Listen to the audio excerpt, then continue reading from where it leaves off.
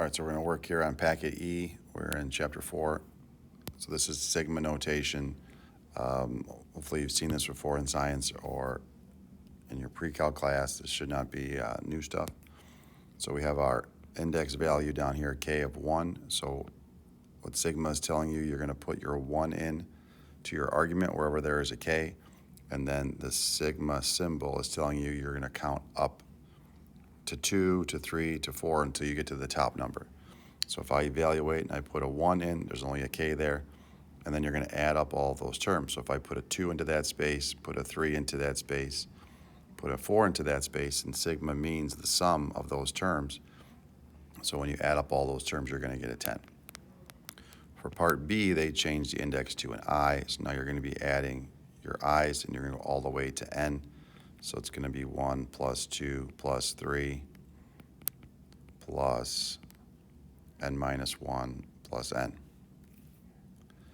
All right, for part C, they changed it to be a j. We're starting at 0, so then I'm going to have 2 to the 0 plus 2 to the first plus 2 to the second plus 2 to the third plus 2 to the fourth plus 2 to the fifth.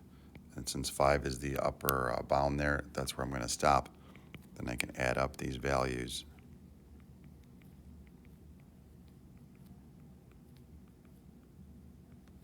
All right, try to add quickly here. So 32 and 8 would get you 40, 16 and 4 get you 20, so that's 60, and then I've got 63.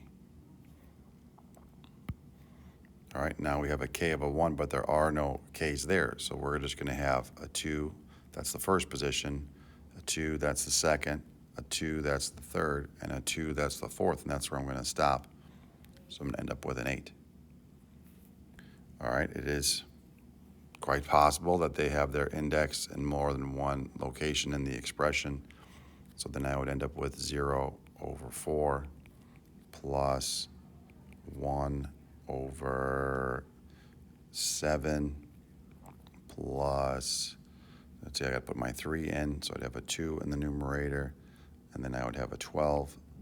Now I've got to evaluate at 4, so then I'd have a 3 in the numerator, and then I would have a 19 in the denominator, and you can add up those fractions to get that result. So some of the properties we've already seen in calc before, right? If there is a k constant, then you can pull that k out in front of the expression.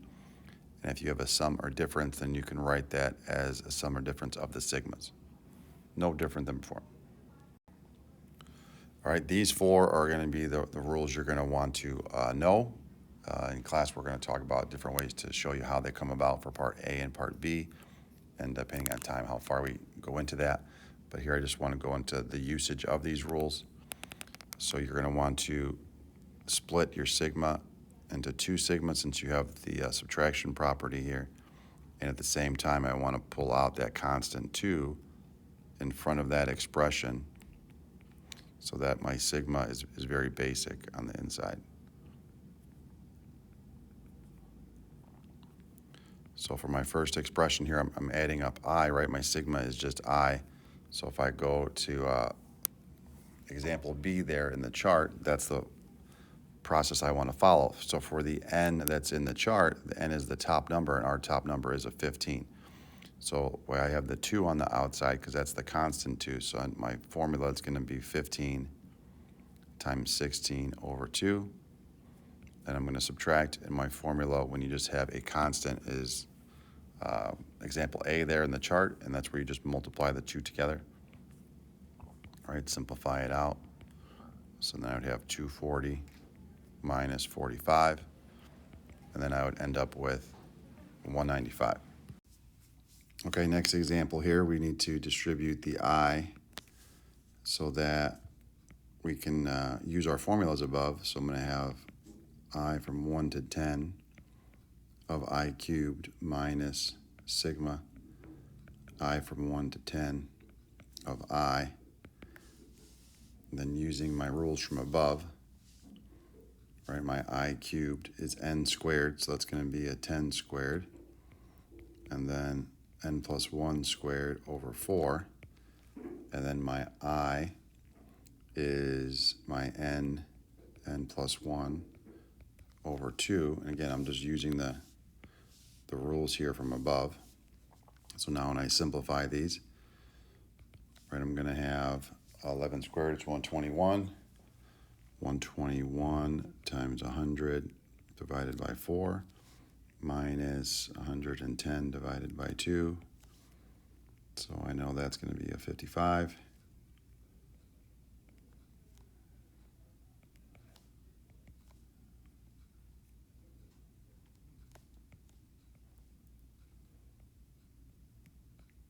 Then we get our sum. All right, for the calculator, you're going to have to type it in. Here's the commands here. For the purposes of this video, I don't have my calculator or a feature to get it on, so I'm not going to show this part, but here are the steps here. And hopefully you can see the goal here, because if you put in a 10 compared to 100 compared to 1,000 in this denominator position and you square each of them, as you add on additional terms, you're essentially adding on a 0.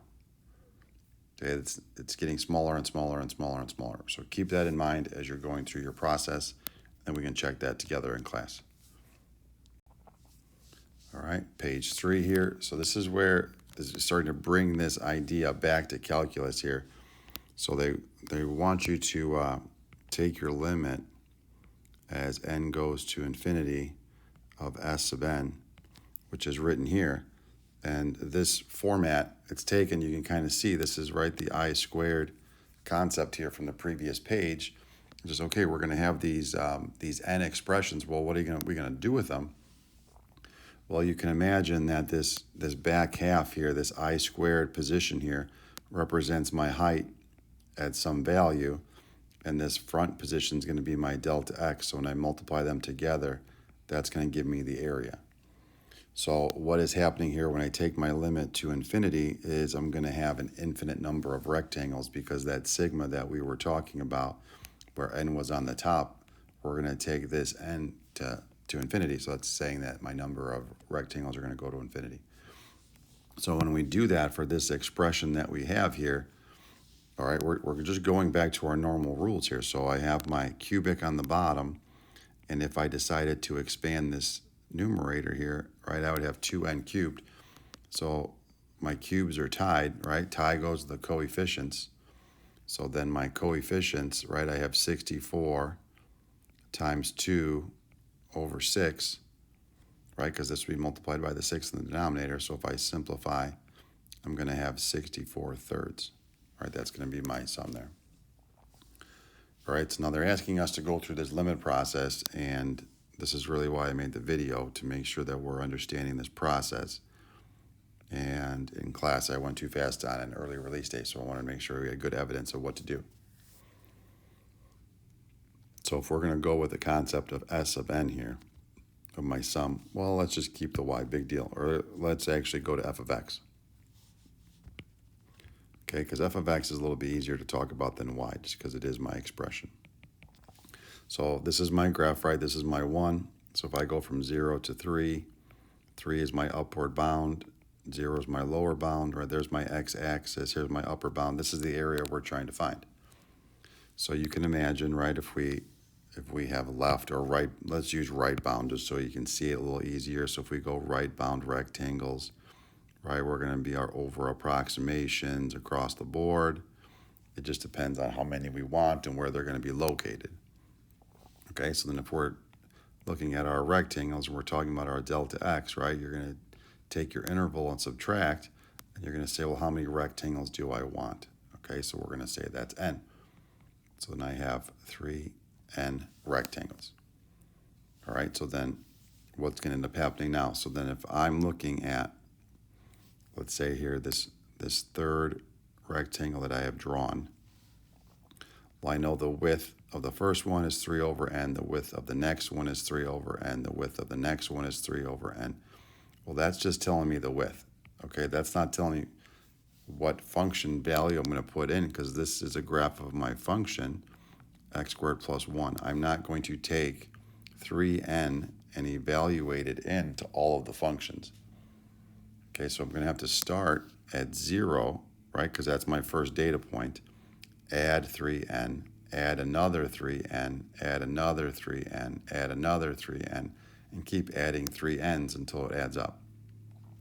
So just like your counter does, I'm going to zoom in a little tighter here. Just like your counter does, this is really going to be a 3in so that I can say what rectangle I'm on. So if I is 3 for the third rectangle, then what's going to end up happening is I have 3in, which really means I'm at 9 over n. That's how far away I am, or this is the x value that I need to put into the function to figure out my height.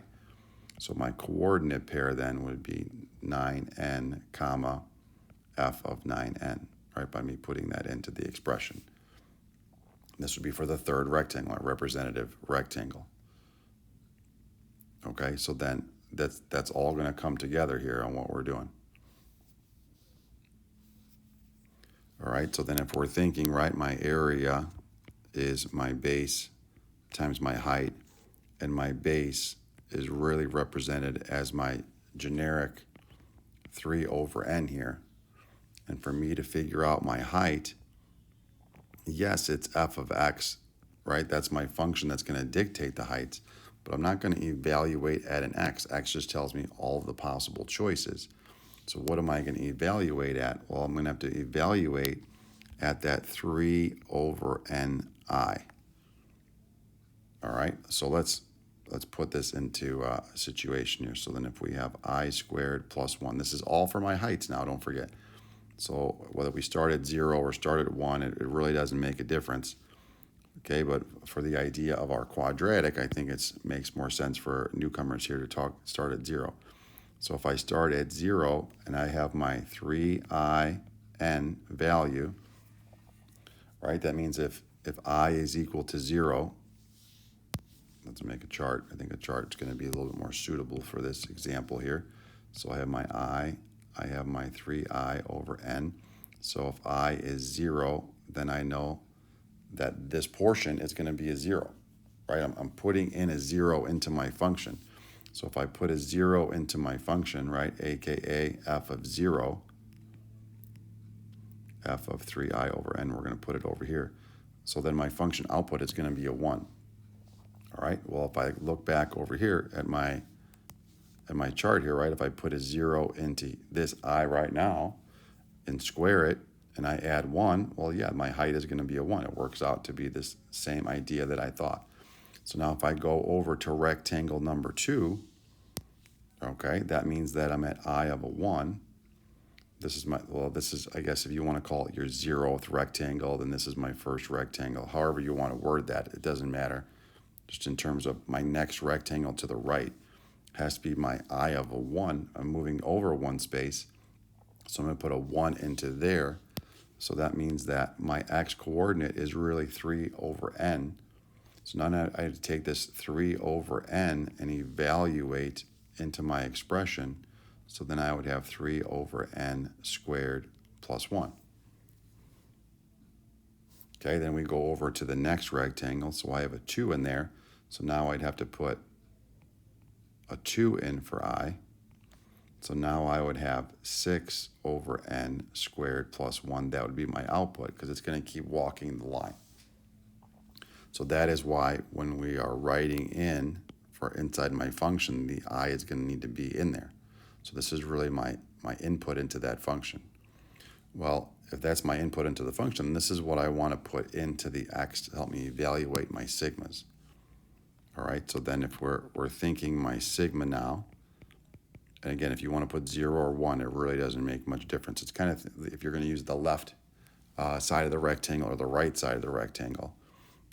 So I know my width is 3 over n, and I know I'm going to be inputting in this idea. So let's keep writing with the function there.